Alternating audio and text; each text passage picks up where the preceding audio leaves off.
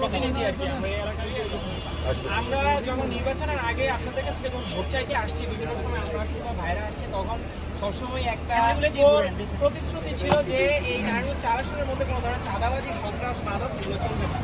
তো উনি নির্বাচিত হওয়ার পরে এগুলা বন্ধ করতে উনি সচেষ্ট আছে। আমরা শুনছি এবং দেখছি এবং সবাই জানি যে এইখানে যে বাজারটা বসে এই বাজারটা থেকে প্রতিদিন চাঁদাবাজি হয়। এখানে কিছু দুষ্কৃতিকারী প্রতিদিন আপনার কাছে চাঁদা নিয়ে যায়, চাঁদা নেওয়ার কারণে দোকান ভাড়াগুলো বাইরে যেতেছে এবং দ্রব্যমূল্য কিছুটা বাড়ছে। হ্যাঁ, তো এই যে জায়গাটা এই জায়গাটা মূলত কোনো মানে সরকারিভাবে বা বৈধভাবে এই বাজারটা এলাকার মানুষজনের জন্য কোনো বাজার নাই, এখানে কেউ বাজার করতে পারে না বিধায় এইখানে আপনারা বাজার বসান, দোকানপাট বসান, কেউ বাধা দেয় না। কিন্তু একে তো অবৈধভাবে দোকানগুলো বসে, এটার কোনো বৈধতা নাই, তার মধ্যে তার উপরে আবার অবৈধভাবে চাঁদাবাজি হয়। এই চাঁদাবাজি সম্পূর্ণভাবে বন্ধ।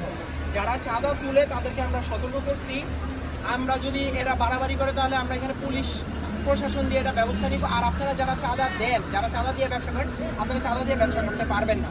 কোনোভাবেই এইখানে চাঁদা দিয়ে কোনো দোকানপাট বসানো যাবে না। আপনারা দোকানপাট বসান, আপনারা দ্রব্যমূল্য একটু নিয়ন্ত্রণের মধ্যে রাখেন, আপনাদের খরচ কমুক, মানুষ স্বস্তি পাক, এটা আমরা চাই। এখানে কোনো মানুষের 1 পয়সা চাঁদা দিয়ে আপনারা ব্যবসা করতে পারবেন না। যারা চাঁদা নেয় তাদেরকে আমরা প্রতিহত করব, তাদের বিরুদ্ধে ব্যবস্থা নিব। এবং সাথে সাথে আপনারা যদি বলেন ভাই আমরা নিরীহ, আমরা দোকান করি, আমাদেরকে চাঁদা চাইলে আমরা দিয়ে দিব, আমরা সেফ থাকবো, এখানে 800 টাকা দিয়ে দিব, আপনারা চাইলে আপনাদেরকে দিব, ওনারা চাইলে ওনাদেরকে দিব, আমরা কোনো কিছু মধ্যে সাজানো যাচ্ছে জানেন, এটা হবে না। যারা চাঁদা দেয়, যারা চাঁদা নেয়, যারা চাঁদার মধ্যে সমঝোতা করে সবাই সমান অপরাধী। আমরা যদি পুলিশ প্রশাসন সাংগঠনিকভাবে কোনো ব্যবস্থা নেই, যারা চাঁদা নিচ্ছে তাদেরকে যেমন ধরবো, আপনারা যারা চাঁদা দিচ্ছেন তাদেরকেও ধরবো। আপনারা যদি বলেন যে না আমরা মেরুদণ্ড সোজা রাখতে পারবো না, আমাদের কাছ থেকে কেউ এসে চাঁদা চাইলে আমরা দিয়ে দিব, তাহলে আমরা আপনাদেরকে উঠাই দিব। আপনারা দেখবেন তখন যে আমরা পারি কিনা। যারা এখানে চাঁদা না দিয়ে বৈধভাবে দ্রব্যমূল্য সহনশীল অবস্থায় রেখে ব্যবসা করতে পারবে আমরা তাদেরকে বসাবো। এটা আলামিন ভাইয়ের সাধারণ নির্দেশনা। চাঁদাবাজি, মাদক, সন্ত্রাসবাদ সম্পূর্ণভাবে বন্ধ। যতদিন পর্যন্ত আব্দুল্লাহ আলামিন ভাই এলাকার এমপি আছেন ততদিন পর্যন্ত এলাকার মানুষের স্বস্তিতে রাখার জন্য যা যা করা লাগে বৈধভাবে ইনশাল্লাহ আমরা চেষ্টা করে যাবো। ইনশাল্লাহ আপনারা আমাদের সহযোগিতা করবেন।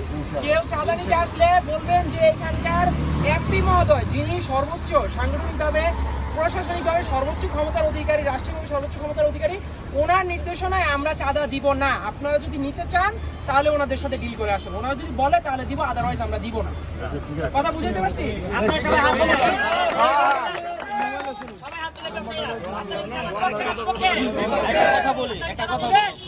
আর ভাই এখান থেকে এতদিন চাঁদা কারা নিত? চাঁদা নিত কারা?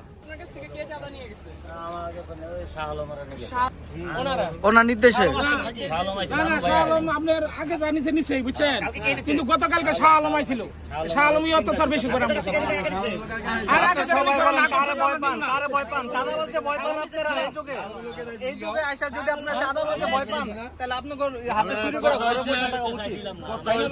আপনারা চাঁদা বন্ধ করে দিবেন, 100 দেন, 200 দেন, 50 দেন, যাই দেন, চাঁদা টোটালি বন্ধ।